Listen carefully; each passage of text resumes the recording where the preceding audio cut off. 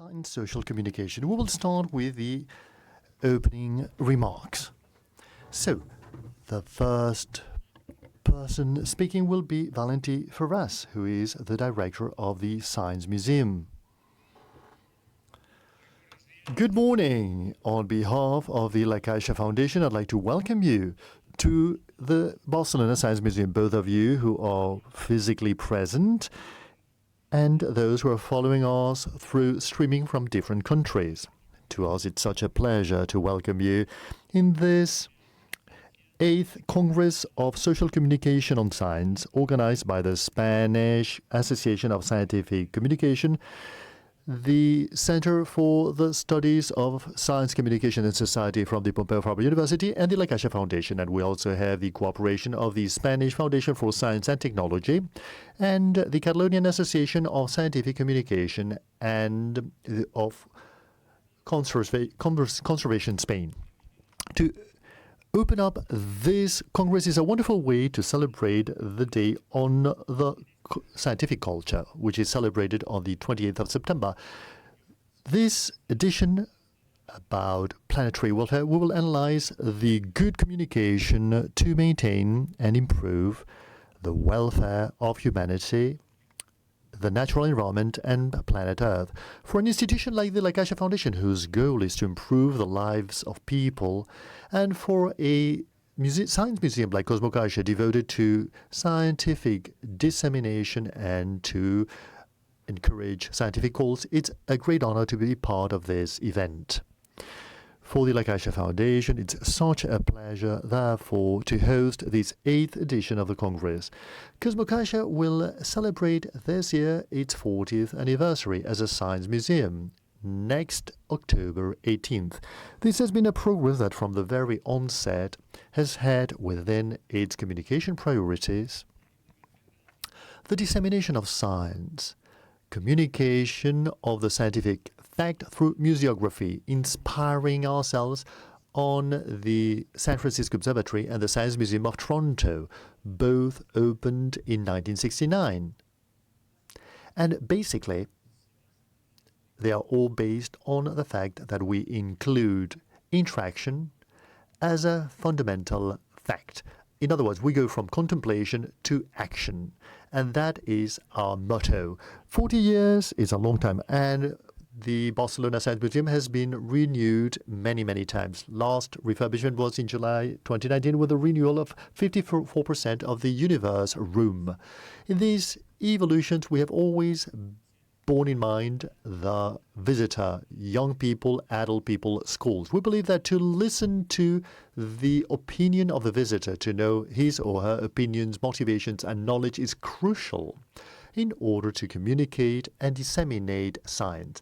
Fortunately, this is a never-ending job, and we learn every day and at every point in which there is a visitor interacting with our proposals. Today, our society needs more than ever a good communication in general, and more specifically, the communication of science, which, as we're already saying, will be even more so at the very focus of the goals that may make humanity make leeway in future challenges.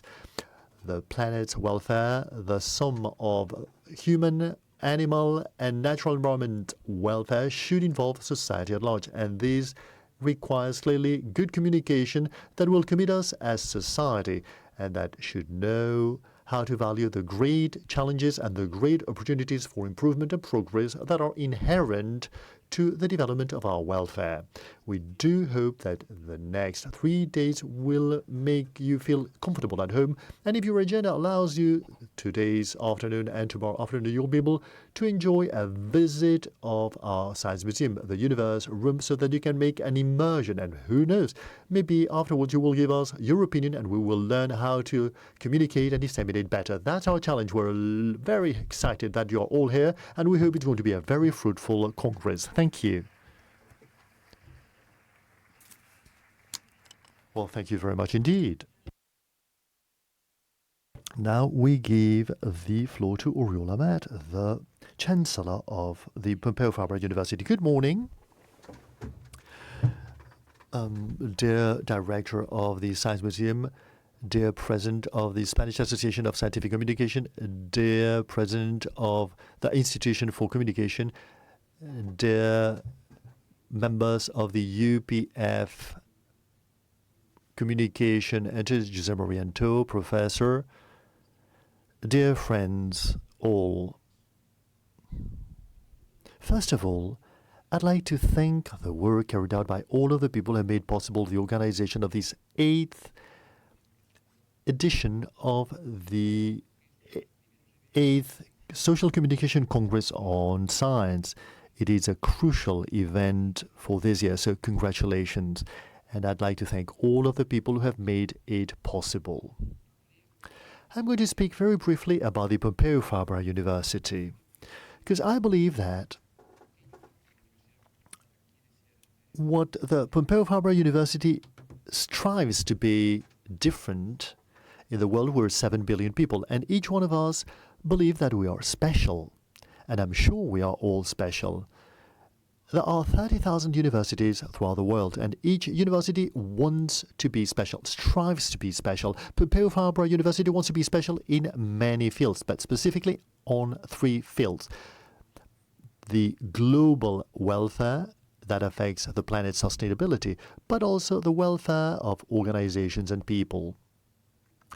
Pompeu Fabra wants to be different because of the bet it makes on the planet's well-being. And it is also related to other challenges, the cultural and humanistic dimension of all of the activities we carry out, not only our teaching, but also our research and dissemination. And the Pompeu Fabra University strives to be special in the conveyance, the transmission of the knowledge we generate, that knowledge that reaches journals, that has quotations, and therefore you create knowledge, significant knowledge. But we believe that this knowledge should also reach society at large through knowledge transfer. An activity like the one will be developed in this Congress, and what you do in your daily activity can help us very much to actually cover this aspect, which is so important for our university, not only to generate knowledge, but also to transfer it to society at large, and also to transfer it through our teaching. Our country, well, we have data, quantitative data. In terms of knowledge generation, we are very much above the world's average. We produce 10 times more science than the world's average. But when that science needs to impact society, we are then below not the world's average, but we are below the European average compared to countries similar to ours. So we are doing well in terms of knowledge generation, but we're not doing well in terms of the knowledge transfer. But at Pompeu Fabra University, we want to accelerate anything that's related to the knowledge we generate so that it has a positive impact on the welfare of people and on the welfare of the planet. And this will make me refer to the initiative of planetary welfare, which is part of the Congress's plenary session. I'm not going to dwell in it because our colleague José María will talk about this in detail. I've already told José María Antó that I won't be able to be present in this conference that I'm so interested in, but I know in great detail his work, and therefore, and we have discussed about these topics many times. I'm sure you will be delighted with his presentation. Planetary welfare is a strategic and cross-sectional project for the university, which is part of the 2030 agenda and the different sustainable development goals, amongst others, and it affects the gender policy in order to have real equality in aspects related to social justice, diversity, and multiculturalism. These are fields in which the leadership capability and the influence of universities is very wide-standing, and therefore it's a type of leadership we cannot actually ignore. Given that most attendants to the Congress are scientific disseminators, I'm going to talk about some data about the latest Eurobarometer about science and technology, published last December. which shows the relevance of this task. According to this Eurobarometer, 9 out of every 10 Europeans, 86% of them believe that the influence of science and technology are positive.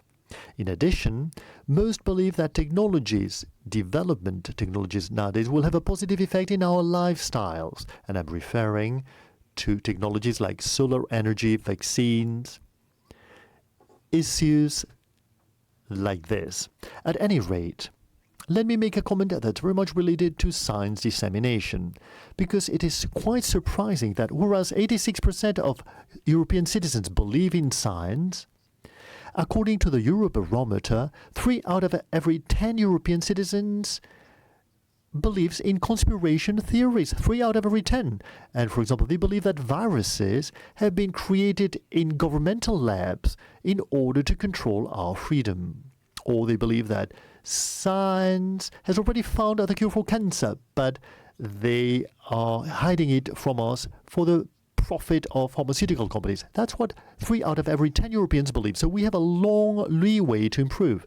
And institutions and people who are responsible for science dissemination, we must all cooperate to improve that perception.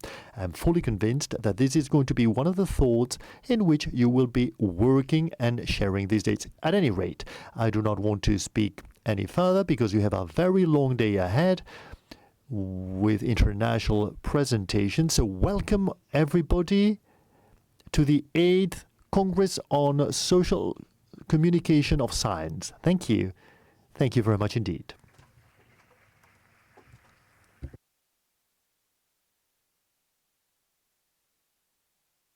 Well, thank you. And now we give the floor to Elena Lázaro, who is the chairwoman of the Spanish Association on Science Communication. Okay, here we are. We are in Cosmo Caixa at the Science Museum of Barcelona, and we are present through the platform. The fact is that we are all here. And I couldn't think of better words to start, and I know this is obvious, but we are all here. We are all present here. We've been able to meet 2 years after having met in Burgos. At the time, in this same opening event, Antonio Calvo, who chaired our association, said, we are going through crucial moments. We must make crucial decisions for our future as a species, and we have to do it on the basis of criteria and scientific evidence. That's why science communication is crucial.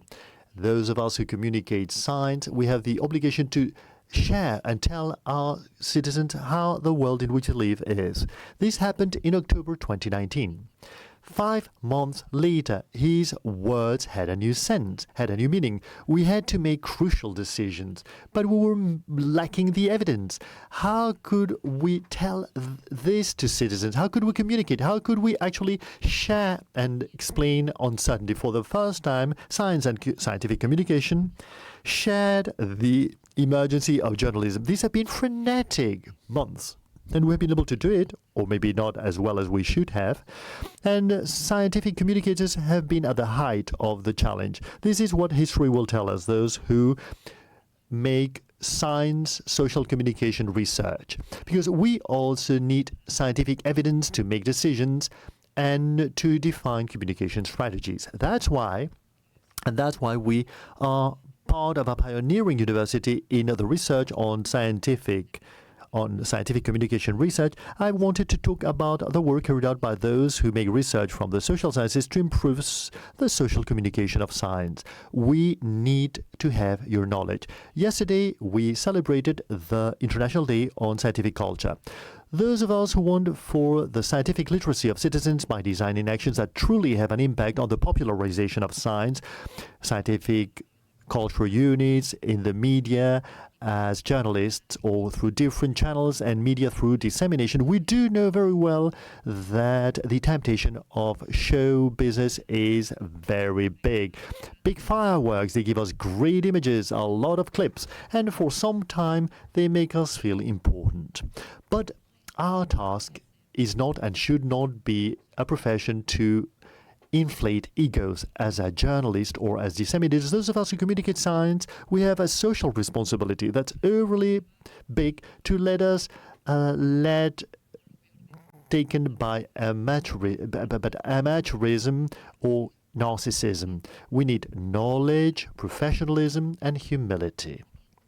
Knowledge, like the one that for the past 25 years has been taught by the scientific communications masters of our university. Professionalism, like the professionalism of the people who are part of the Spanish Association of Scientific Communications since its birth already 50 years ago. And humility, like the humility that those people who during the next 3 days will be sharing in a side session their own experiences, their successes and failures, and their knowledge when it comes to communicating science.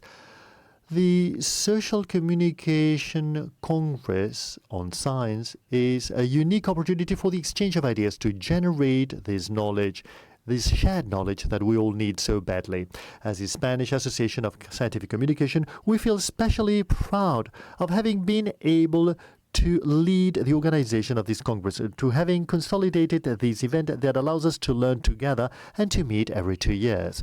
Ever since we took up this leadership, we have had to respond to the expectations. Cordoba in 2017 with a great success of participation, but 7 years had elapsed since the previous Congress. But then Burgos came, and once again we met with similar figures, and then 2020 came up and a virus that changed the whole world. What could have been a breakup in the continuity of this Congress ended up becoming an opportunity. And today it's possible to see this Congress from every corner of the planet. The Congress on the Social Communication of Science is since today more international than ever, to turn crises into opportunities. That's also obvious. But I'm not falling into a cliche. Do not worry. The Pompeu Fabra University team, led by this wise woman called Gemma Revuelta, and I mean it, there is somebody who unites knowledge and professionalism and humility. Her team and the Caixa Foundation's team, with whom our association has been working hand over hand during these last few months of doubts and uncertainties, has allowed us to all be here. Because we are here. We are all present here. And sometimes what's obvious hides something heroic. To all of the people, and of course to all of the rest of institutions that have been betting on this Congress, the Spanish Foundation for Science and Technology, and also, of course, Conversation and the Catalonian Association of Scientific Communication, thank you. Thank you. Because we are here, and we are here for good.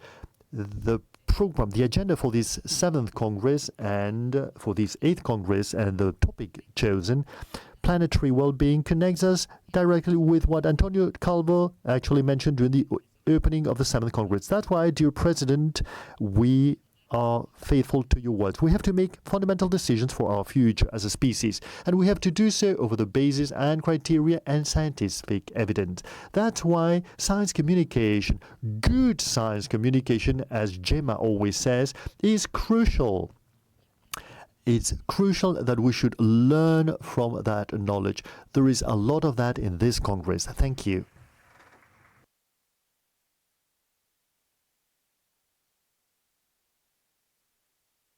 Thank you very much indeed. And now we give the floor to Ima Aguilar, Director of the Spanish Association on Science and Technology. Good morning, everybody. Chancellor, Director of Cosmo-Caixa, President of the Spanish Association of Scientific Communication, Directors, organizing teams, attendants, both virtually and in person. Indeed, we are all here. And I believe that's the best piece of news we could have. I'd like to thank, of course, the Spanish Association on Scientific Communication, the Study Center for Communications at the Pompeu Fabra, and the Caixa Foundation for having organized this event, which I believe that Helena has contextualized in a wonderful way. What it means, what this Congress means at this time and place. I believe that this has already turned into the big event for disseminators, experts, and advisors in the field of science. We have been working together for more than 10 years. And we feel very proud at the Foundation to being able to cooperate with this event, which we believe is essential with regards to the importance and the need that science is not only well made, but it should also be well explained and well disseminated. Personally, I can tell you that I'm a journalist. I am a professor at a master's degree at the Pompeu Fabra University on science dissemination. So there is no place in which I feel more comfortable and better fitting. The promotion of scientific culture is a strategic goal in the Spanish Association for Science and Technology, and as you well know, the dissemination activities are our identity. We believe that there cannot be a strong research system without the backup of a society that reinforces it, that demands it, that promotes it, and that also gives a backup to the increasing funding needs. Citizens should know about this. They should be well trained, they should be literate, they should appreciate science, they should feel part of it, as Helena has said, by popularizing science, and they should participate in it. Therefore, I believe that right now, in this historical turning point, 2021, in the management of the post-pandemic, science is doubtlessly an inherent part of the agenda, not part of the political agenda only, but also the social agenda, the economic agenda. I believe that this is a especially interesting moment, very motivating, in order to produce this match between society in all of its aspects and scientific production. At the FECYT, we have been giving our support for many years to science communication activities carried out by other institutions that are distributed throughout our country. In this case, I'm referring to the call for subsidies for the dissemination of scientific culture, which is the only call that exists in Spain, in our country. The last edition of this call, which occurred in 2020, had a budget of 3.9 million euro. And right now, it is being it's in the process of being granted. We're about to publishing the results. But in this last call, there are about 220 scientific communication dissemination projects have been supported from 124 institutions of all types, research centers, universities, etc. And these are projects that will be implemented between the end of 2021 and June 2022. And with the same goal, i.e. to get science close to citizens. Now, our bet on scientific dissemination, which is not only important and a priority for FECYT, but also for the Ministry of Science and Innovation that we depend on as a public foundation, I think that's been shown through the announcement made by our new ministress, Diana Moran, about a few weeks ago, when she announced an increase in this call's budget for the promotion of scientific culture for 2022 that will be 4.5 million, therefore the greatest funding for the past 15 years. Now, the idea is to reinforce scientific culture actions that other institutions carry out. We want to be at FECYT an agent. I don't know whether we should call ourselves a facilitating agency, a node agency. Well, we want to promote the system for scientific dissemination. Congresses like this one, or TV series, or portals, or science trade shows, or TikTok. I mean, any format, any road is very interesting for scientific dissemination and communication.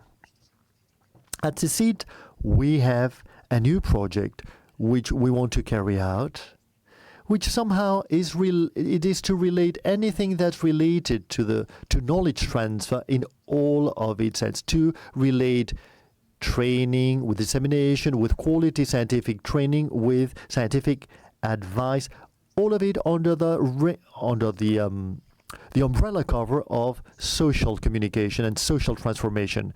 During the last few months, we started the Parliament's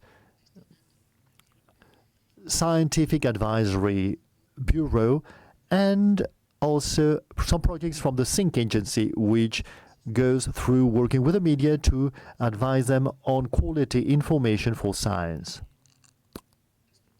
Now, with respect to the educational side, our foundation is well known in terms of the promotion of the works to make the youngest audience reach and to actually promote calls. The Educacin project, we're very proud of it. Two of our colleagues will talk about it tomorrow. And it makes available to all teachers activities and, above all, educational resources related to journalistic information on science carried out by the SYNC agency to contribute to the improvement of scientific knowledge of students and their capacity to analyze critically, through scientific rigor, the reality that surrounds us. So I'd like to invite you once again, as our Chancellor has said, he talked about the Eurobarometer with regards to the perception of science by public opinion. So I'd like to invite you to review our latest social perception on science survey, which we carry out every 2 years, in which indeed the idea that we'll have that science is at the very focus, it's at the very center of the agenda, is somehow demonstrated by this 80% of citizens in Spain that believe that science is crucial, and they would favor a budgetary increase devoted to science. We do not need any further proof for this to become a countrywide reality and a countrywide project. Okay, I'm going to stop here. Once again, congratulations to the organizers of this Congress. It has implied a significant effort, we know that. And it's an effort to be able to meet the very best representatives of scientific communicators and disseminators during the 3 days that this Congress will last. I hope you will have very fruitful working sessions, and I hope you will keep on having as much enthusiasm for scientific communication and dissemination as you have always had. Thank you, and enjoy the event. Thank you.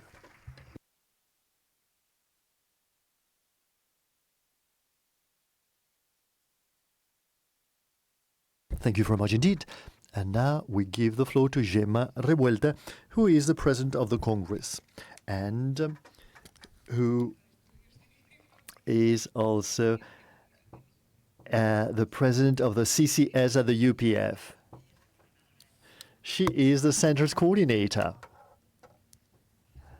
Well, good morning, everybody. First of all, I'd like to thank the people who have spoken before me and the institutions that they represent. I'd like to thank the Pompeu Fabra University, the Spanish Association on Scientific Communication, the La Caixa Foundation, CCC, the Catalonian Association of Scientific Communication, which also will be moderating a roundtable discussion and conversation. Thank you all institutions, all participating institutions. These are 2 words, thank you, that are crucial because you cannot imagine how difficult it was to organize this. I have organized many congresses, complex congresses with many countries involved, and none of them has been as complex as this one, especially not because of the fact of having to organize a hybrid online and in-person congress. No, it's not that. The greatest complexity has been to manage uncertainty. The uncertainty of not knowing whether we could have an in-person Congress, how many people could be in this room, whether we could actually do a reception or not. Carolina Lorente, who is an intimate friend of the Consul of South Africa, because every week we asked the Consulate of South Africa whether a South African key speaker could come or not. This uncertainty as scientific communicators is our daily bread. We're so used to managing uncertainty. The uncertainty of science is turned into an easy thing in our hands, and we translate it into outcomes, results, and transfers. We get society close to science, and thus we reduce uncertainty to terms that can be understandable. So that's the mission, that's the challenge we all faced, i.e. to try for this Congress, which will now be officially opened, to be as easy for every one of you We have 333 people registered. Out of them, 154 are in person, which is the maximum number of people that the COVID has allowed us. The rest of you are online. And welcome all friends and colleagues in the virtual world. We won't be able to see you, but I hope one day we will be able to see each other. I know a lot of you, and we all want to hug each other, to see each other physically after 2 years have elapsed after Burgos, to be able to discuss and debate all of the issues and topics we will be dealing with during the next 3 days. The main topic is communication and planetary well-being. We will be talking about this, especially during the first day, and for that we will have José María Antó, who will explain better about this concept. And during the next 3 days, we have 5 plenary sessions.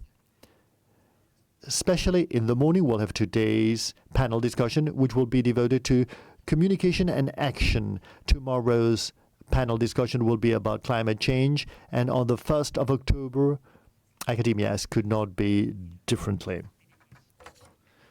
You have seen that we have about 10 exceptional keynote speakers. We can't believe it. They have all accepted to participate in this wonderful Congress. There will be 28 side panel discussions with 127 posters that you have all presented, and we're so proud of how it will all look. For that, we have had the cooperation of 25 wise people who are the one who configure the scientific committee chaired by Bienvenido León, to whom we would like to thank for the leadership of the scientific committee and for having helped us to decide which are the aspects that we had to cover. If you look at it, it is all based on labels. Now, these labels are the 17 labels, i.e. the 17 Sustainable Development Goals. But we also have the labels related to the key issues related to scientific communication, like self-criticism, like the relationship with the audience, the relationship with the source, training in information, ethics, inclusiveness, etc. And you will see that in each panel discussion, these labels are all distributed. These key issues, these theme issues that are related to the planet's well-being and other issues, and issues that to us have been crucial for the organization of this Congress. Well, having said that, I would not like to speak any further because we're already running late. Thank you very much indeed for having registered and for participating, and we officially open this 8th Congress on the social communication of science.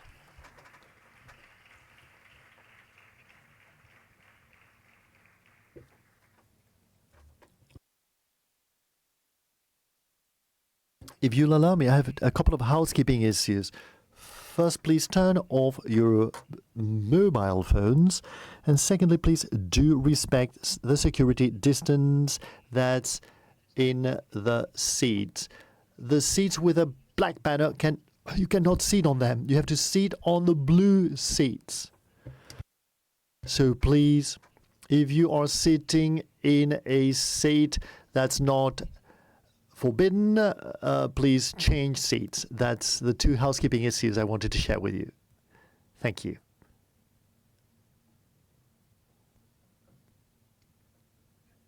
Fine. So now that the Congress is officially open,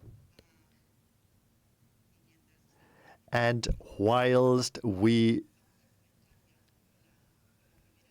start, okay, let's start with the first panel discussion, the first side panel discussion, as you shall see. Okay, maybe on screen we will have the information about the first panel discussion. Now, the title of this panel discussion is Planet, Communication and Action.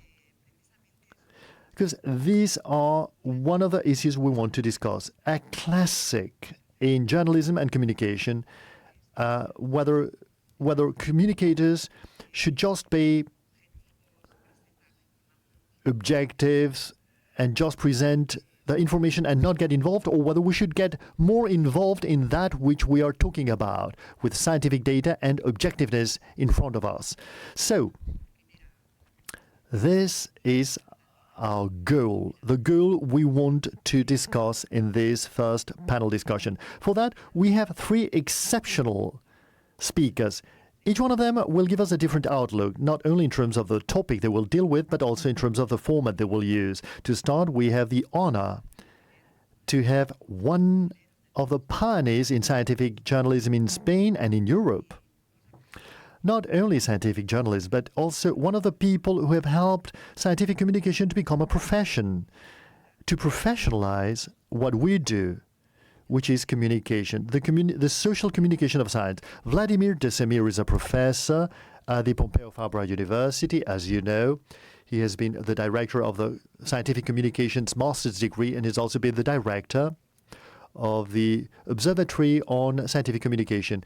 And he's a member of the Scientific and Social Institute of the Pompeu Fabra University. He was the deputy director of the Vanguardia, and he is the one who started this program in this journalism. His career as a journalist is well known by everybody. So, now I'd like to give the floor to Vladimir Desemir. You have the floor, sir.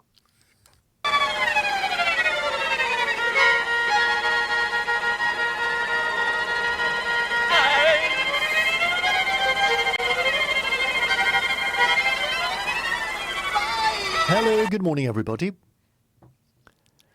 Thank you for your kind introduction, Gemma, and thank you for your hard work. I would not be what I am without you.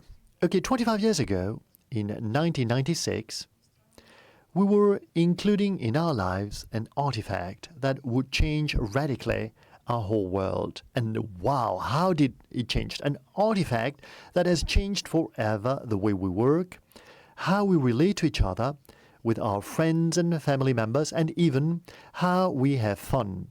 The artifact is this one. In 1996, mobile phones could only be used to call, and the social media did not exist. These were years in which, if, for example, you wanted to invite to dinner a friend whom you liked, the only solution was to tell him or her directly, or to send him or her a written letter, as we used to do back in school during our first love affairs. We didn't have the resources of a social media sent with a WhatsApp, with TikTok or whatever. You know that about that much better than I. I use it not for my love affairs, but I use them for work. We didn't have the social media, but do not doubt it, we were very happy. Now, if you wanted to be informed about what was happening in the world, we only had three options: to turn on the radio, and to fine-tune a news show, to turn on the TV and to wait until the TV news time came. You did not have 24-hour tele-news. Or we could also do this, and most people did this, to read the newspaper. 25 years ago, people read. Well, most of us read more paper-based journalist papers than nowadays. The written press was the hegemonic means to find out about things. They had an enormous reach and enormous social influence of all types. Now, this is the second copy of the Echo paper, which was published on the Wednesday, 24th April 1996. I was the deputy director, and this front cover headline was one of the most significant decisions that, as a journalist, that I had to make in my career, in my professional career. Pollution kills, it says. Pollution kills. Now, if you read it with a current perspective, maybe it doesn't look like it has a big impact. But 25 years ago, this front page was a bomb. With just 3 words, we had decided to kill the neutrality of journalists. The idea that what's most important is to inform in the most neutral way. And we had just jumped into action. We turned into well-informed activists. Planet, Communication, and Action. The Echo paper was born as an initiative of the Godot Group. La Vanguardia was losing readers compared to El Periódico, and they decided to do it by publishing a local paper in Barcelona that captured its readership through a more informal and transgressive style, and a much more popular style than the one we had in La Vanguardia, which was more brainy and formal. And here I was, creating an apparently sensationalist newspaper. It was not a tabloid, I have to say. And I had decided to start a new project and a new challenge, as I had done in La Vanguardia since I started working in La Vanguardia back in 1976 as a correspondent, until I became a deputy director many years later. Like, for example, in 1982, when I created the Science and Medicine section, and I turned after that into what I am now, i.e. a scientific journalist. Thus, for the very first time, and I believe that it's the only time, a scientific profile journalist was leading a newspaper, a very humble and popular newspaper, but it was a paper. A scientific study came to my desk, and I had an advantage, of course, because I had the feedback of a scientific journalist, which would turn into a European exclusive article. Jordi Sunye's team, who was a researcher at IMIM, the Municipal Institute on Medical Research, a well-consolidated and professional scientific team in which, by the way, José María Antó was also working there, who is also here with us today. And he was the pioneer of many research work, 10 years before the famous one about the unloading of silos in Barcelona and its incidence on the asthma outbreaks in the city of Barcelona. And that revolutionized the whole world. That's a world reference. They were about to publishing something at IMIM that would revolutionize our environmental conscience and policies and large cities, something that would have an effect and consequences, very serious effects and very serious consequences. They had demonstrated clearly and for the very first time what normally we had known for a long time in an intuitive way, that atmosphere pollution in cities creates a great morbidity and it can cause death. 200 in Barcelona. When we met to decide how we would treat that information and to value the options we had to publish such an important topic, we knew we had an enormous flexibility. We had great freedom. The news, the piece of news, but we also knew, to just convey the piece of news, but we also knew we would have an enormous impact. No matter how humble we were, we would have a great impact. And therefore, we were taking up a great responsibility. And we decided the time had come to actually say stop. The pollution problem was a serious problem. For many, many years we had known about it, but till then we didn't have what is called nowadays scientific evidence. We had to do something about it, and we had the means to doing so, and we did so with just 3 words: pollution kills. In fact, we had a big impact. If Twitter had existed, I'm sure we would have been a trending topic. A few hours after publishing it on the paper, I got a newspaper from the City Council of Barcelona of a deputy mayor. "Vladimir, are you crazy? How can you publish something like that?" he said. "Do you know the consequences this has?" "Of course I know," I said.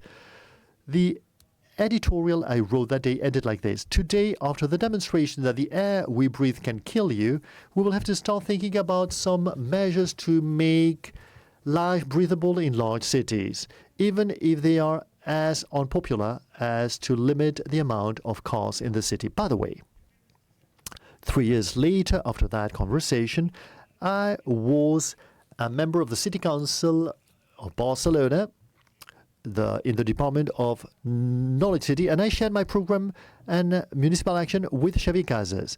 That man, a great man, not only a great politician, but also a great biologist. And we all worked to improve the air in our city and also in the environmental field.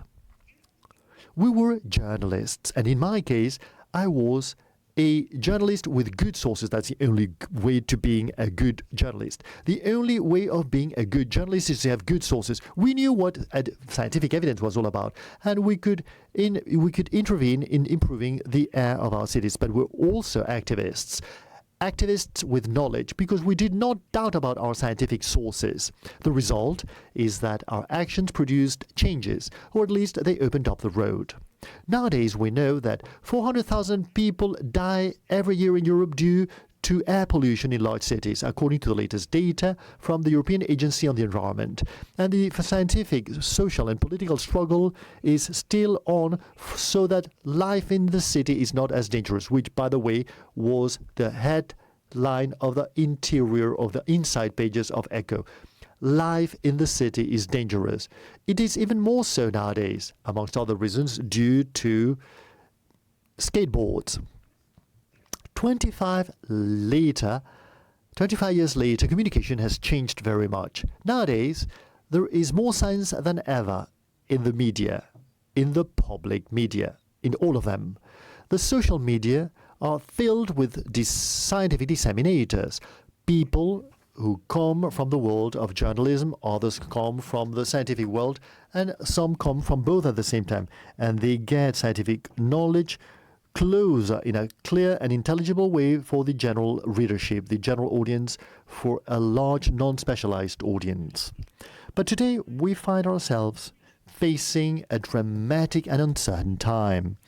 The climate emergency is a painful reality. In August, we got to know that the Intergovernmental Panel on Climate Change experts from the United Nations had evaluated more than 14,000 scientific articles about climate change, and one of its most terrible consequences is that the consequences of climate change are already irreversible. We have crossed the threshold. It's irreversible. Those of us who are devoted to science communication, we have ahead of us a scenario in which we'll need to play a significant role. On our shoulders, there is an enormous responsibility. 25 years ago, we decided to publish the headline, "Pollution Kills."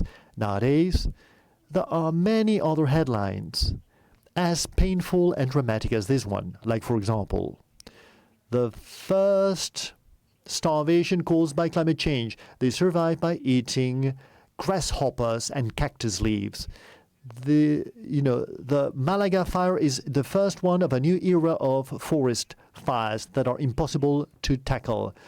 Carrie Emmanuel, when hurricanes come, the rich have the means to survive, but the poor people die. And God knows what we will have to tell in the future. What is the road to follow? Doubtlessly, we need to be fully committed and engaged journalists with the truth. We have to shake, if necessary, all consciousness with regards to topics that have an effect on our future. It is a great arena to actually try and change the disastrous direction the world is taking. What you need to do is to keep on, to follow your consciousness, your conscience, and to run the risks you are ready to run, always backed up by our sources and scientific evidence as a sign, as a seal. Pollution kills 25 years ago, and it still kills people nowadays.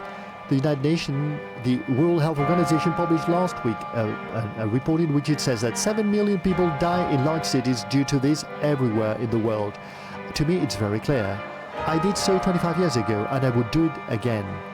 Now, it is in your hands. The Congress starts. Ask Congress.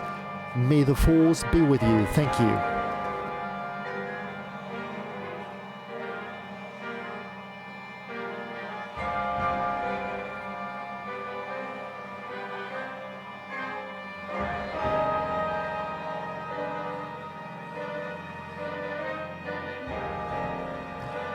the great honor of introducing our next speaker, José María Antó, who has been mentioned a few times this morning. And, well, he's an epidemiologist specializing in pneumology. Vladimir said that he was at INIM for a long time.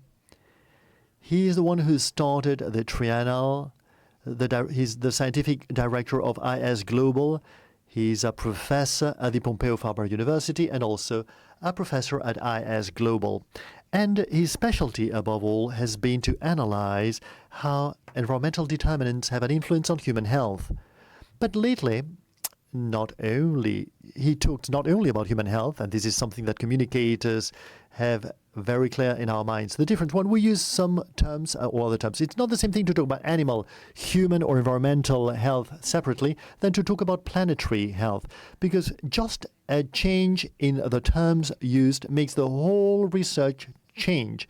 All of these multidisciplinary interrelationships occur.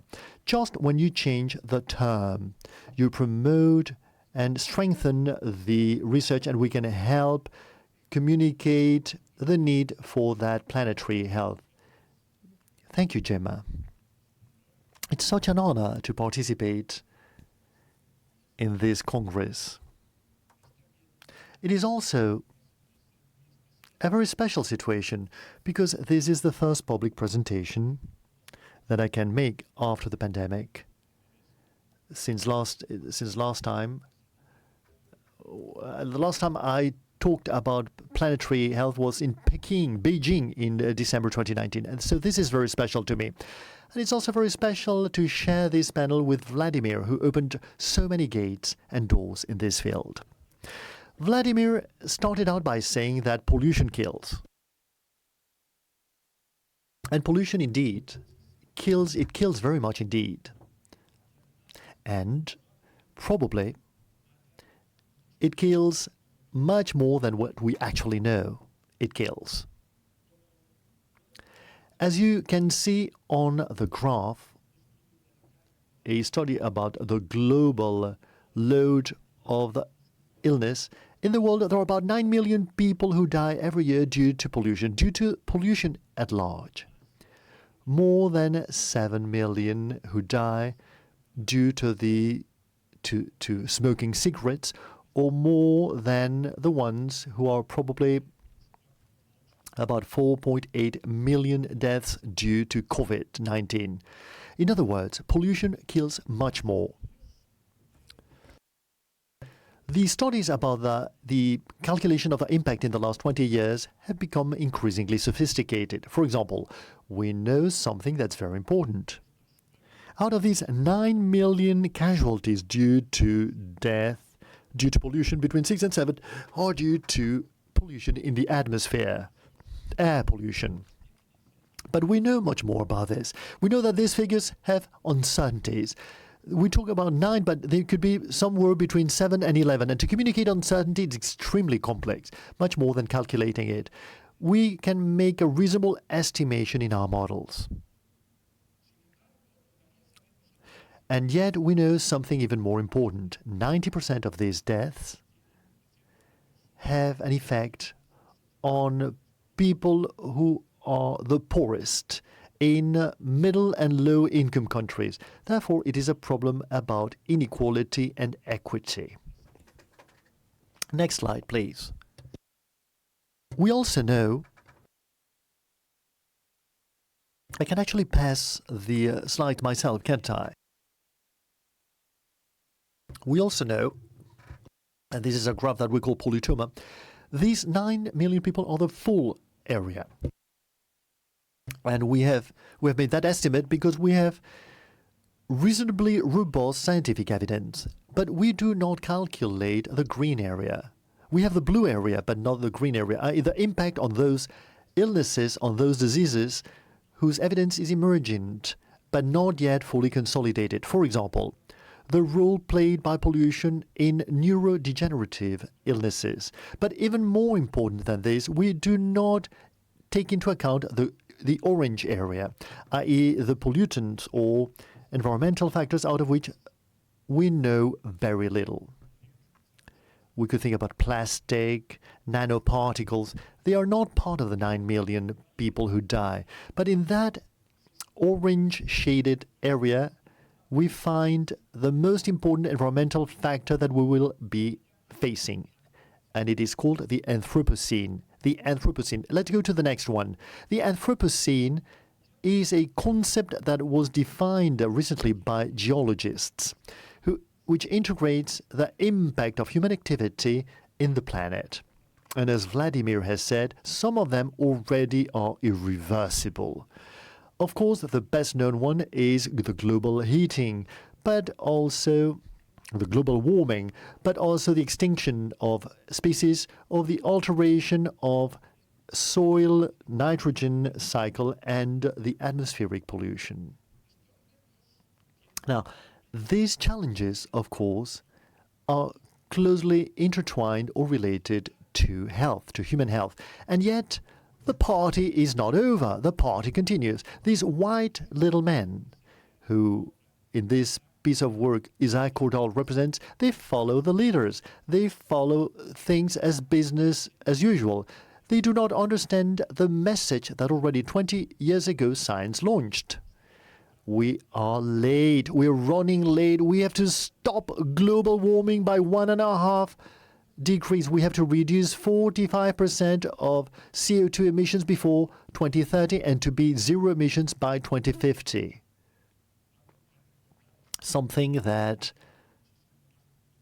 in a much more convincing way, Greta Thunberg reminded us of. My way of thinking about health changed recently, back in 2015, when I read this article published at The Lancet. Look at the title, the headline of it. To protect health in the Anthropocene era. I think it was the first time in which I read something that was formally written about the Anthropocene and health.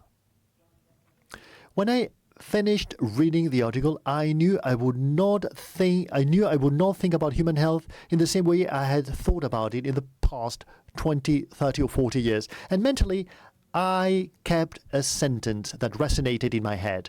From now on, do whatever you want. But when you think about health, you have to think about the planet. There is no other way out. Planet and human health, planetary health and human health go together. In order to translate this into a practical way of thinking, I adopted something that we use very much in epidemiology, a 2x2 table. On the one hand, human health, and on the other hand, the planet's health. You can see good, bad, and different combinations. And let me just give you two examples. The first one is bad. Cigarettes, smoking. Till then, I knew a lot about smoking. I'm an epidemiologist and a pneumologist, but I had never thought about what's the impact of smoking on the planet. And practically there were no studies about that. But there was one article by the World Health Organization back in 2017, the first one. One of the agricultural practices that's most destructive for the planet in the world calls for deforestation.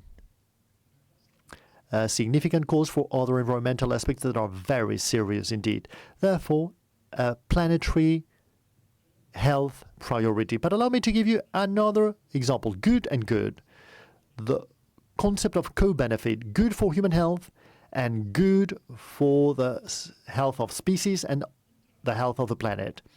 This is an article published, a paper published in 2018 at The Lancet by Anil Markandeya and his group of researchers from the Basque Institute on Climate Sciences, who showed that the economic cost of the human lives that we could save, that we could prevent from dying due to atmospheric pollution, if we suppress the combustion of fossil fuels, the economic value of these lives that have been saved is larger than the economic cost of the policies to implement mitigation.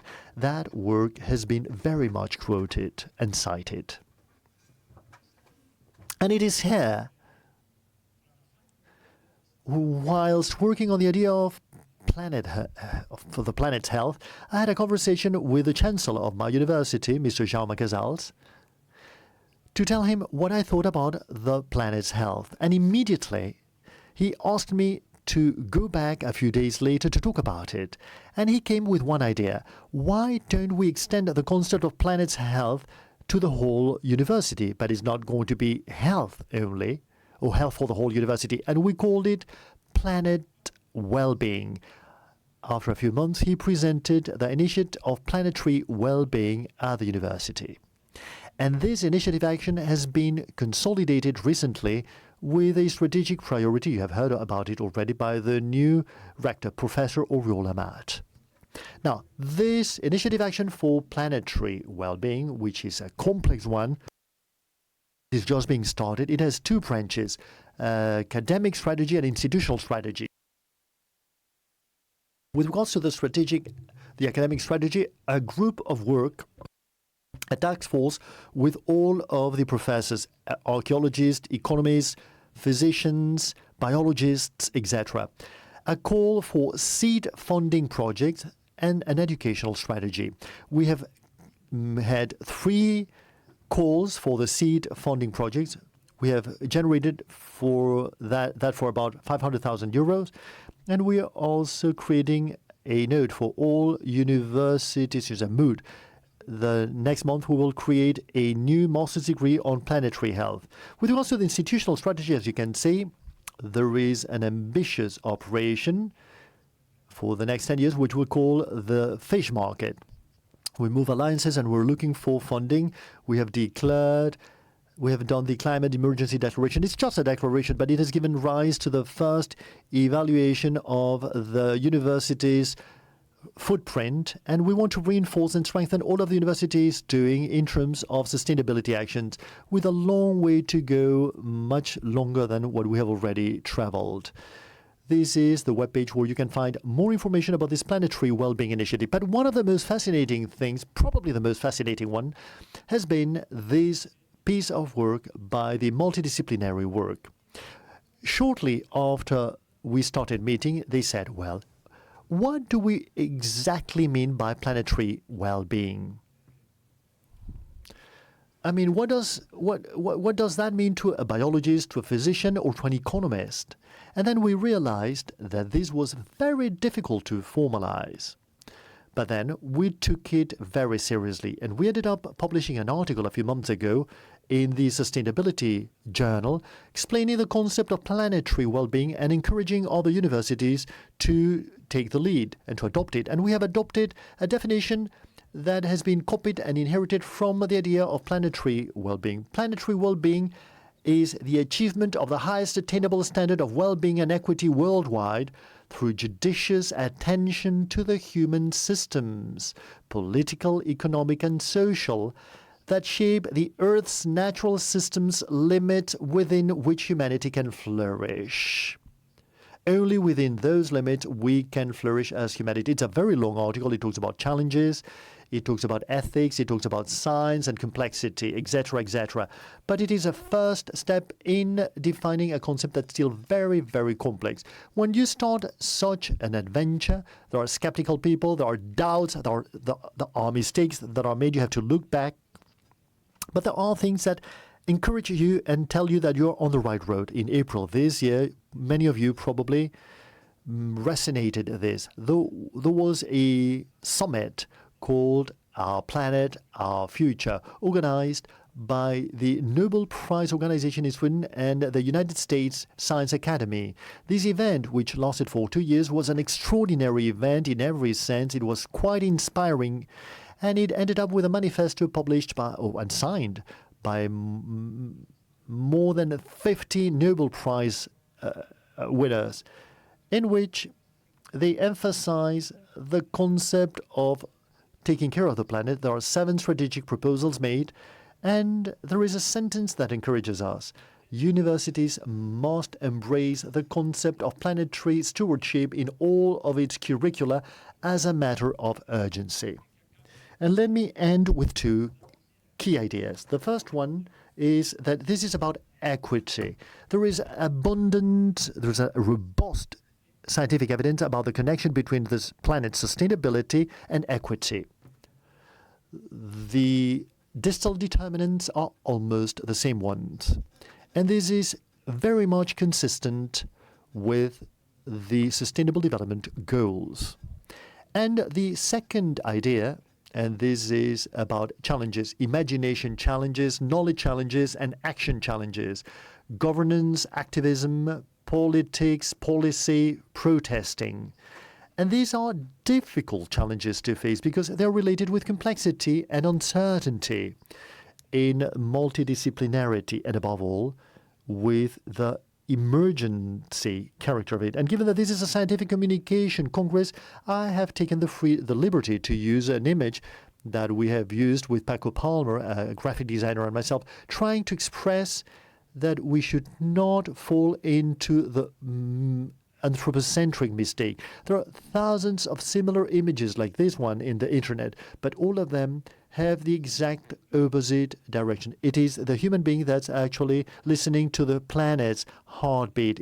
We haven't found any other one. It is probably the planet that's actually measuring our heartbeat, our heart rate, and it's giving us the last opportunity we have to understand ourselves and to work for a future for the next generations. As this image invites us, an image made by Isaac Cordal, an image before the pandemic, although here the white little man is actually using a mask. Thank you.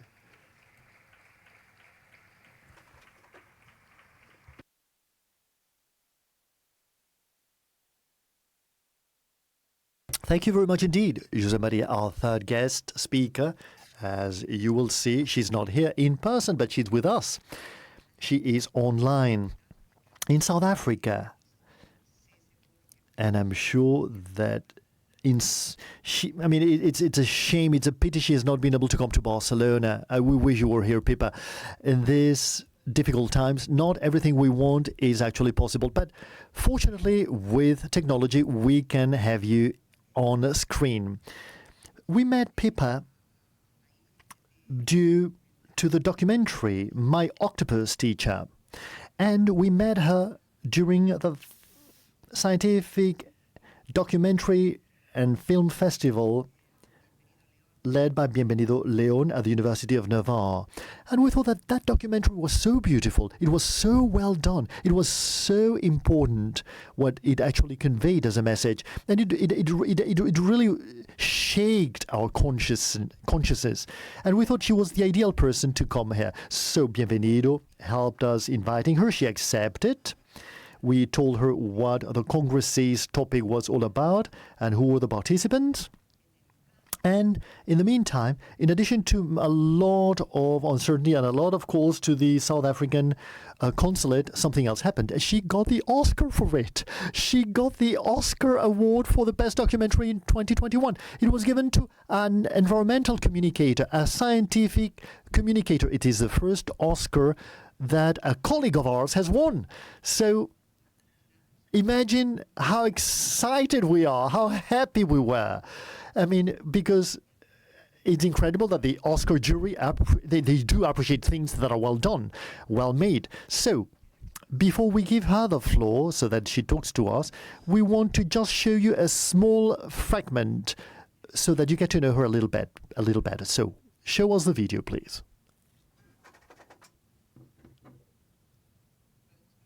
Could we show the video, please?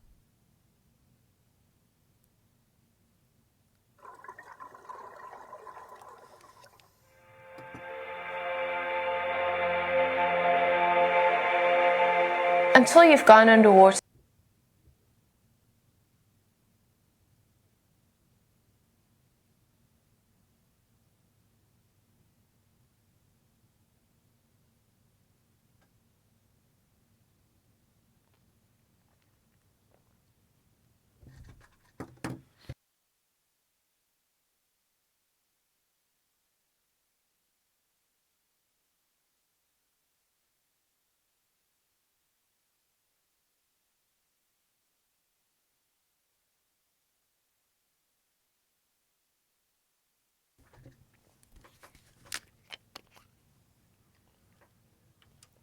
Let's try it again.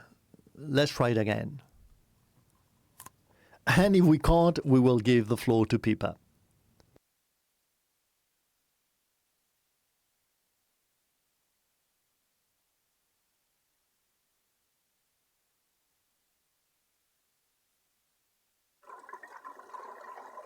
So let's do something. Let's do something. Can you do it? Until you've gone underwater in the kelp forest, you wouldn't have a clue what you're in for. When you look at it from the land and you just see these kind of brown spiky things floating on top of the water, and you imagine it's going to be quite unpleasant.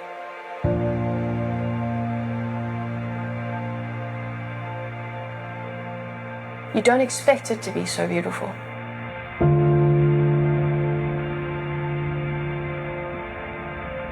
From that very first dive, I just felt like I had tuned into something that was very, very good for me.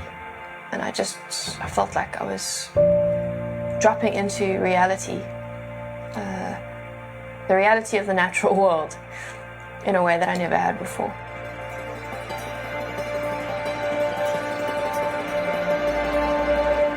I try and get into the water every single day. It's a very, very powerful practice to have, and it puts everything in perspective, because it's something so much bigger than yourself that you can't control, that you're constantly aware of. I feel very, very safe in the kelp as well. I know which animals live where, and I know that big predators like great whites are very unlikely to move into the kelp. When you talk about the Amazon or you talk about the Great Barrier Reef, those places are so iconic in most people's minds that people have an emotional connection to it, even if they've never been there. So that's what we're trying to do.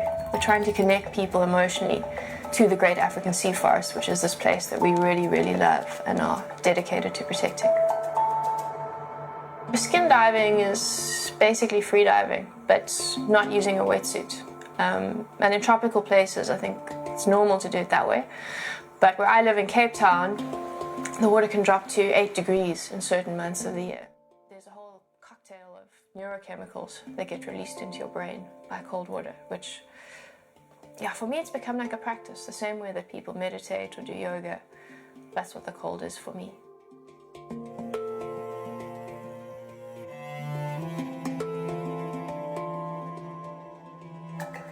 A kelp forest is very much like a rainforest on land.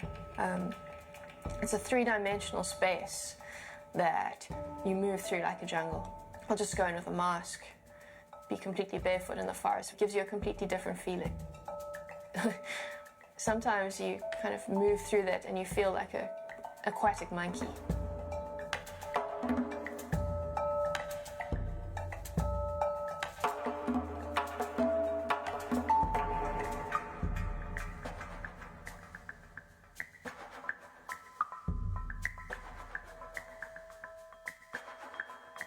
For me, there's just something so incredibly calming about being in nature.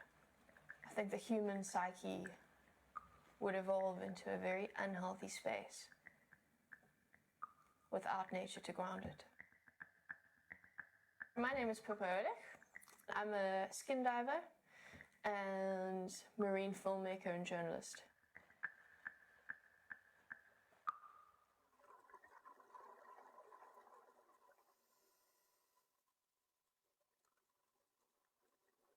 Diver, es decir, una buceadora que no solamente no lleva botella de oxígeno, sino que no lleva neopreno en unas aguas como las de Cape Town, las de Sudáfrica, in de Ciudad del waters Cabo, like the ones in Cape Town, que son unas aguas a veces which are waters that sometimes can get quite cold.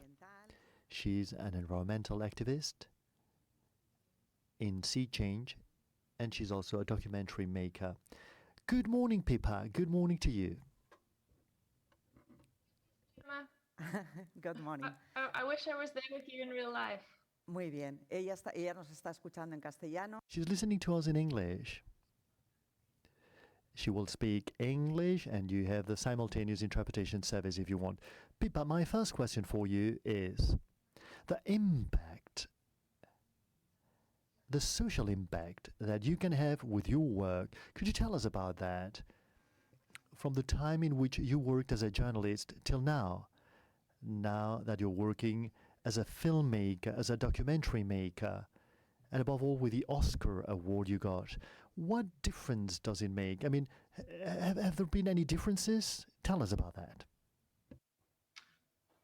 I mean, it's a world of difference. Moving from science and environmental communication into more classical storytelling space, I would say. And for a long time, this is something that I really tried to understand. I think something that happens in the world of science communication is we have access to an audience that is already quite engaged with nature and the issues that are affecting nature. But there are millions and millions of people on our planet who are not engaged with that space and who need to be engaged, because as the speakers have already said today, our planet is in a major crisis, and we need to move beyond speaking to people who already know what's going on, and we need to start speaking to a much bigger audience of human beings who don't realize how much trouble we're in. And I think I've been trying to come up with a way of explaining this for most of my career as a journalist. And the best definition I've come across is something that was said to me by an American ecologist called Peter Kariva. He said that, when we talk about the environment, science tells us what to do, but storytelling makes us want to do it. And I think what I realized early on in my career when working with scientists and interviewing scientists and reading papers is that many of the problems that we face today that threaten our very survival as a species on planet Earth are problems that we've known about for a very, very long time. And somehow that message has not got through urgently enough to make people change their behavior. And we're really in a space now where if we don't make massive changes to the very systems whereby we live, our great-grandchildren may not have a livable planet to spend their lives on. And that's a terrifying reality. And it's something that I grew up with, and something that even as a, late teenager, I think I was quite inspired to address. And that's what the last 14 years of my career have been about. And what happened, I think the big difference with traditional science communication versus something like a documentary, and of course, we were incredibly lucky that Netflix was interested in the story, because when you have access to an audience of that size, you're just in a completely different ballgame. And our film was released just over a year ago on the 7th of September. And when we woke up the next morning, our Sea Change email account was receiving a new email every 3 seconds. And that went on for weeks and weeks and weeks. And I think that's what I realized about the impact that you have when you go into a different kind of communication space.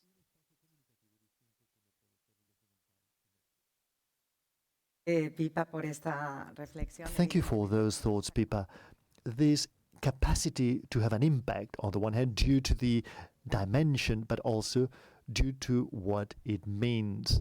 To talk about the documentary, my octopus teacher, I have to say that we will have another session which will be called To Talk About Pipa with Bienvenida Leon. She will talk about the documentary there. We will see a trailer, and she will explain a bit more what that meant, what that award meant, the Oscar. But to end with these first questions in this first panel discussion, Pipa, please tell us about the Sea Change project. Could you tell us a bit what that project is all about? Who participates in it, and why is it an important project? So the Sea Change project is an organization that's been around for just over 10 years, or just under 10 years, I apologize. And it was founded by my friends Ross Freilink and Craig Foster, who featured in My Octopus Teacher. And sea change works on two levels. In the more classical science communication space, we aim to be a kind of voice for kelp forests. Kelp forests have been named by the IPCC as the second most vulnerable marine ecosystem when it comes to climate change. They cover 25% of our global coastlines, but very few people know that these underwater forests even exist. So that's something that our organization is really trying to change, and hopefully something that my octopus teacher has already gone a big way to changing. We set out with that film to make the Great African Sea Forest, which is the kelp forest, on the edge of Cape Town. We set out to make it into a global icon, and with the launch of my octopus teacher, it's already been featured in Time magazine, and named one of Forbes's new wonders of the world. So what we realized is when you have a global platform, you really can make change. But I think for me, what's more important about the work of Sea Change is as in the messaging and how we communicate around the relationship between human beings and the natural world. And what Vladimir said earlier really resonated with me when he said, you need to shake the human conscious. But I would argue that we need to shake the human subconscious as well, because what I've realized from moving into the space of filmmaking is that you get to be a kind of magician, and you get to work with people's emotions as well as their conscious mind and their rational thoughts.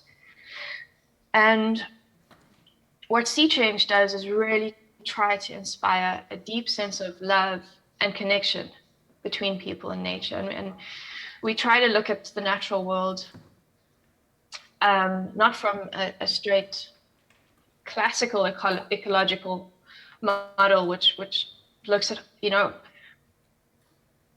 what is the natural world, how does it function, and how can we manage it better? But it takes it one step further into the realm of deep ecology, which sees human beings as part of this huge interconnected biological system. And I think that that's a powerful story that really needs to be told. And that's why I'm a part of the Sea Change project. Because being brave enough to speak about the emotional connection between humans and nature, as well as the material connection, I think is very powerful. And I think it's a tool that is going to be absolutely critical in convincing people to make the changes that need to be made in order to change the trajectory of our future on planet Earth. Muchísimas gracias, Pipa. Thank you ever so much, Pipa. Well, given that what we want to do is to make consciences, to remove humans' conscience and to actually develop consciousness, what we will do is to let the audience ask you questions. We will start a Q&A session with the audience and with Vladimir Desemir and Mr. José María Antón. So everybody, both the audience in person and online, and both panel members can ask now questions to Pipa. Oh, well, you can ask anybody, in fact, any of the three speakers.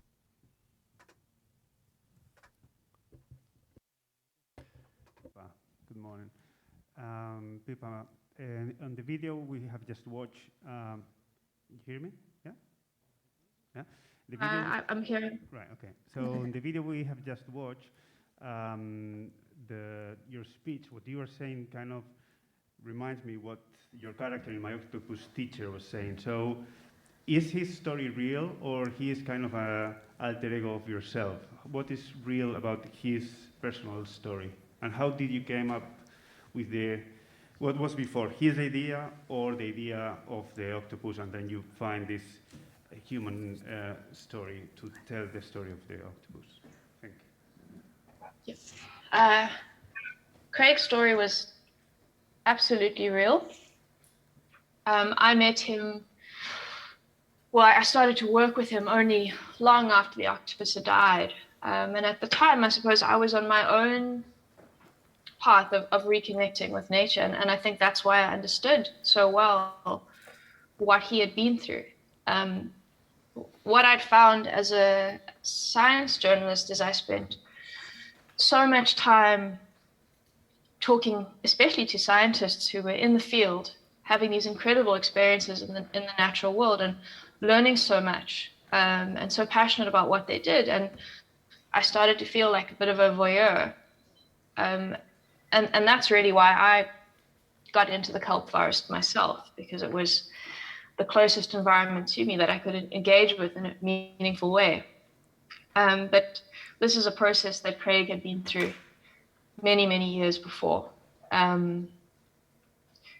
He told me the story of the experience he'd had with the octopus, and it just resonated with me so powerfully that that's why I decided to get on board with the film. Muchas gracias. Thank you, Pippa. Tenemos online. We have another question from the audience in person here. Anybody, please?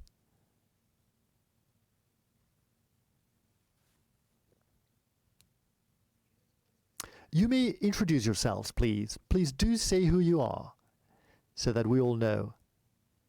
My name is Jordi Diaz. I study at the University of Barcelona, and I have a question for José María Antó. José María, you have presented some incontestable data. Doubtlessly, you do not need to convince us about all of the things you have presented.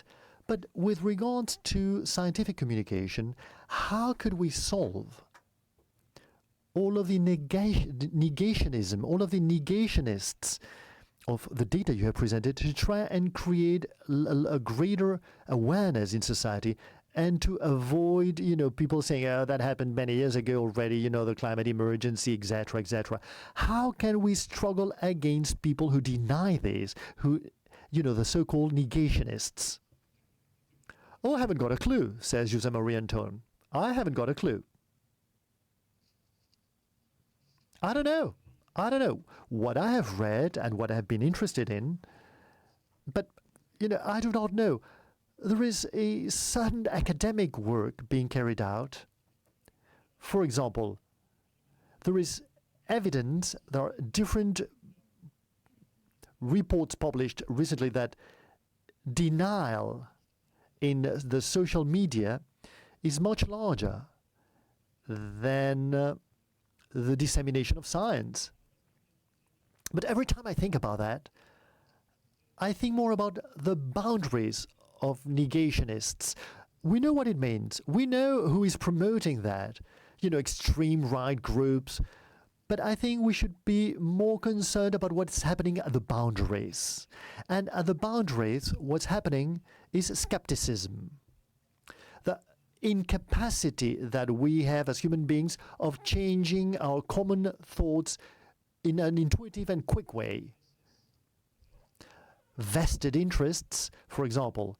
Why is it that large corporations that have the very best access in the world to science, why do they generate denial strategies like Volkswagen or tobacco companies or cigarette producing companies?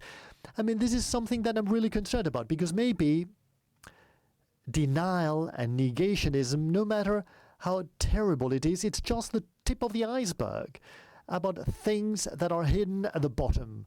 And it's very, I know my answer is not satisfactory, and I'm not answering your question, but that's all I can say. Sorry about that. Well, thank you. Any further questions, please? Yep, here, there is another one. You know that if questions are about my octopus teacher, we have a session in the afternoon about my octopus teacher. My name is Jordi from the Scientific Culture Department at CCC. I have a question for the three of you, but maybe more for José María. Reading the IPCC report, which was made public, well, the first report was published, And what they say that there has been a leak about it, and they say that the economic model we have, capitalism, understood as a constant growth economic system, is totally unsustainable for the planet. So do you share that that diagnosis? And how do we communicate that? I mean, because it goes beyond communicating scientific data. I mean, you know, or epidemiological research data. They go straight to the point. You know, they go to the point that the capitalist system is unsustainable. Well, very briefly, José Maria. Okay.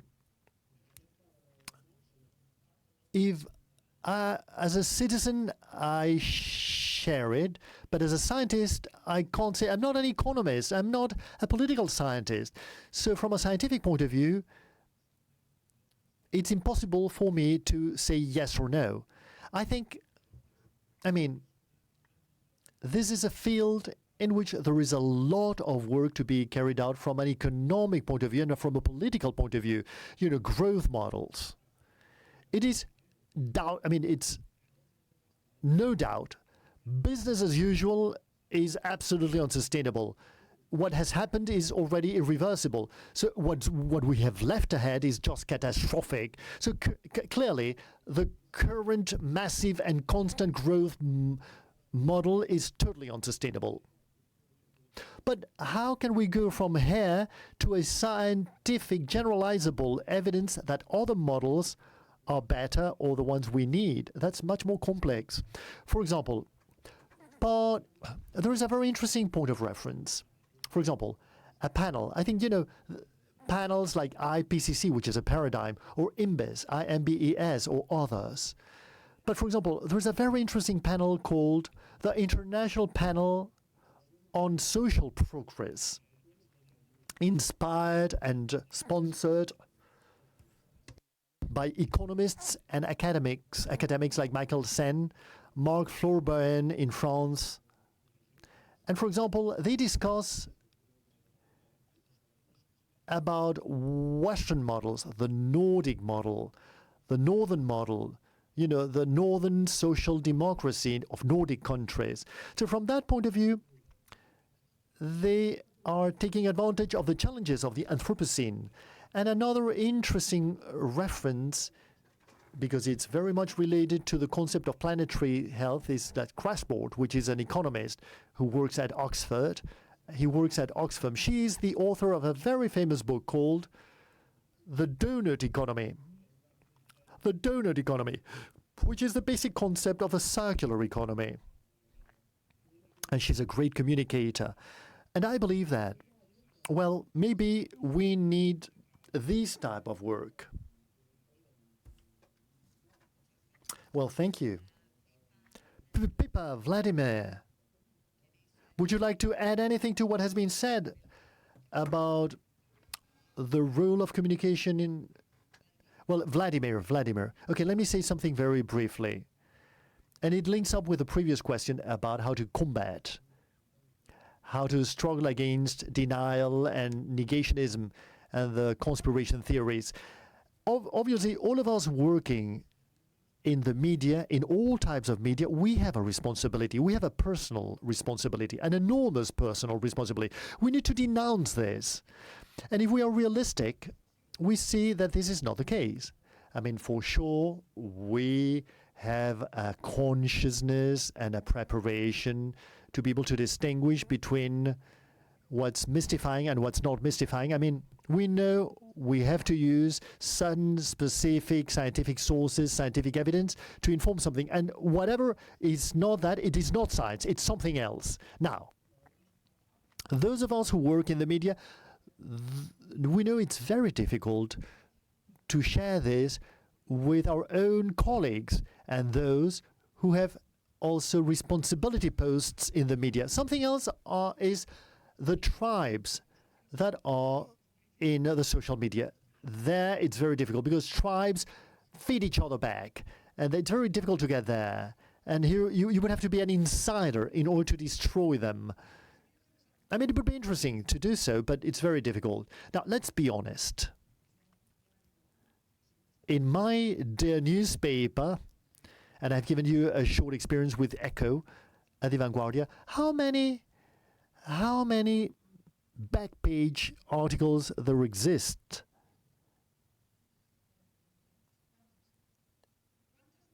About things that are not scientific. How many times have we said this should not be the case? But there is a problem also in terms of readership. And this is linked up with the previous question. If in this field we do not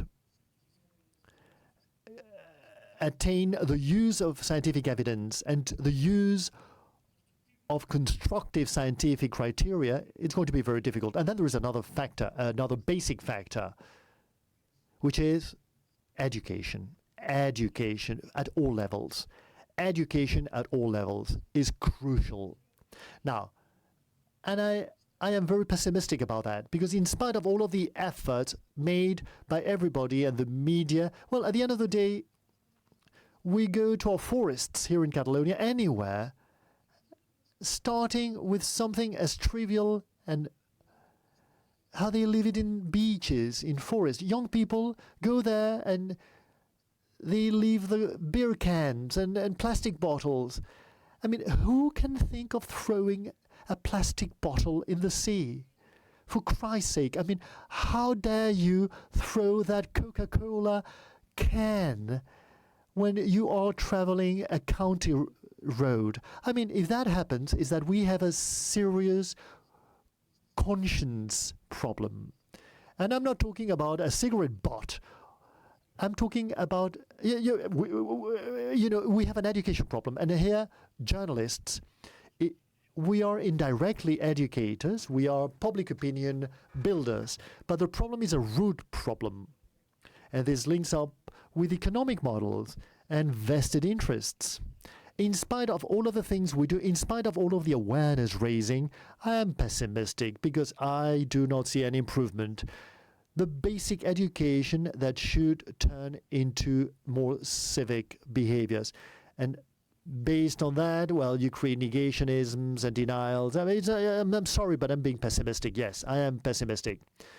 We have a question, an online question over there. Yes, go ahead. Okay, I'm going to be the one reading out. In Santiago Campino, a scientist, a freelance scientist, he's a scientific communicator, a freelance scientific communicator. He says, journalism has been a source of education. And this links up nicely with the two previous questions.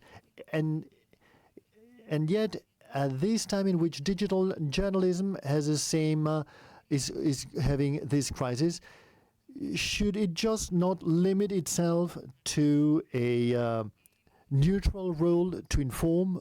We have hundreds of examples of disinformation because of speed. So what is the place for activist journalism in this realm? Well, I've answered that beforehand, says Vladimir Desemir.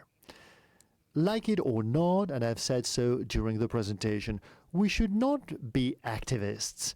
We are informers, we are disseminators, we inform, but we need to be activists necessarily in some fields. Maybe not in the field of the discovery of a supernova. You do not need to be an activist in that field.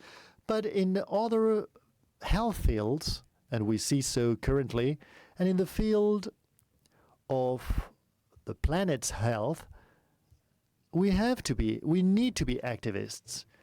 And we need to act as activists in our own media, in our own communities. And we should try and have an effect on the educational world. We need to understand how knowledge is created, what is knowledge and what is science, and what is not knowledge and what is not science. And this is a hard piece of work, but we have no other way out. We have to do it. We have to do it using all of the means available, by making documentaries like My Octopus Teacher, which create awareness, they create interest. We see what respect for nature is all about. When somebody gets involved in something apparently trivial, to understand it well. I mean, to follow the life of an octopus.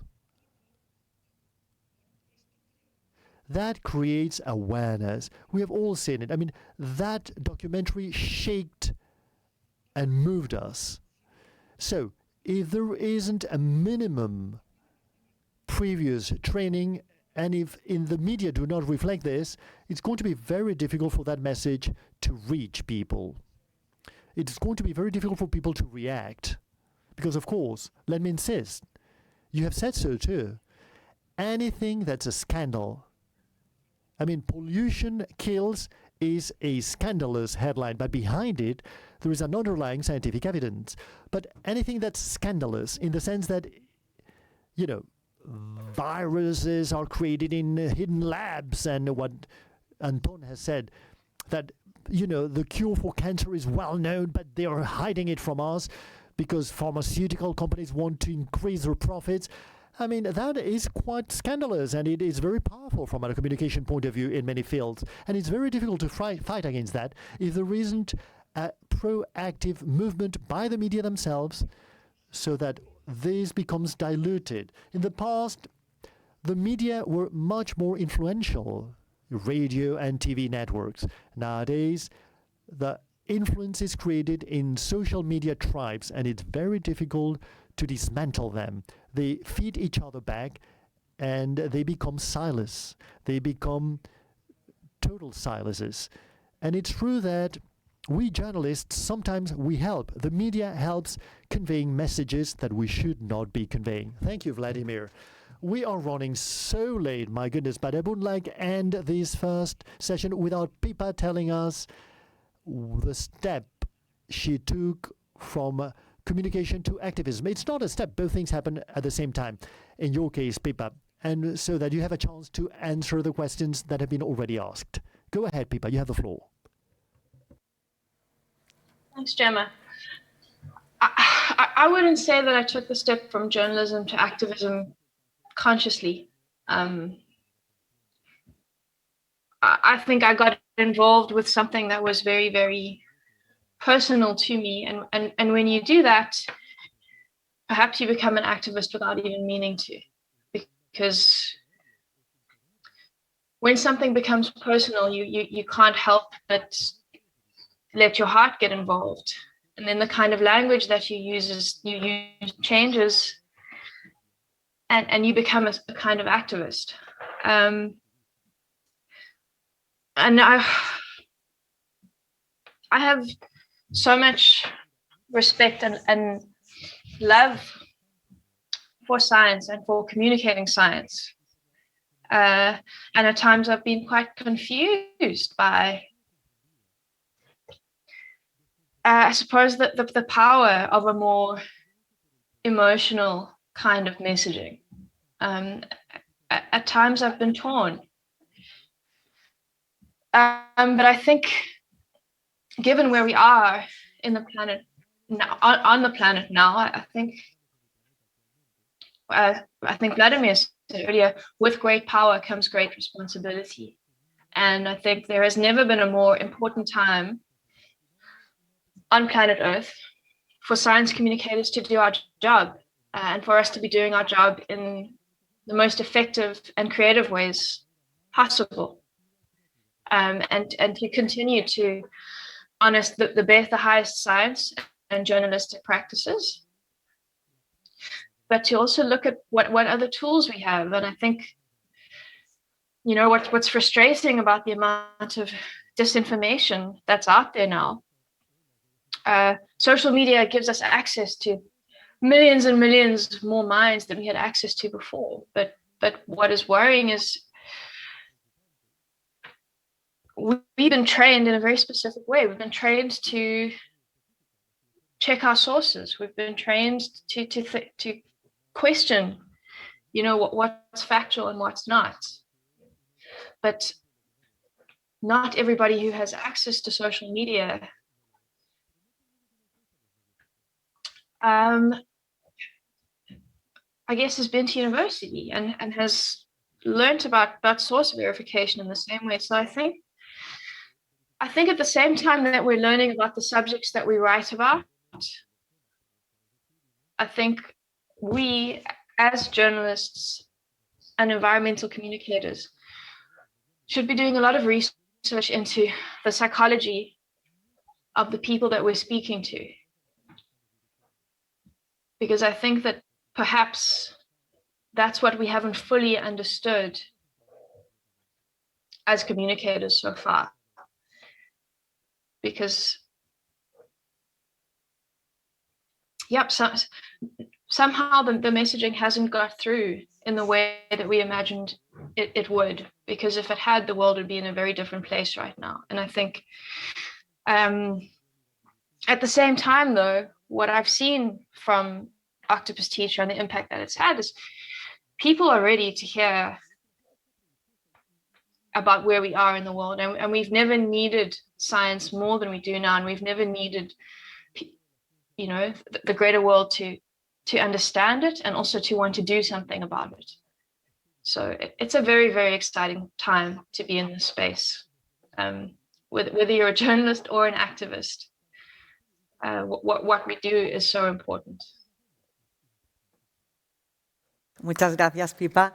Y nada, con esas palabras que nos van a dar mucho para pensar en esta mesa y en el resto de jornadas, vamos a concluir esta. We will call it a session. Thank you very much to the three of you. Thank you, Pipa.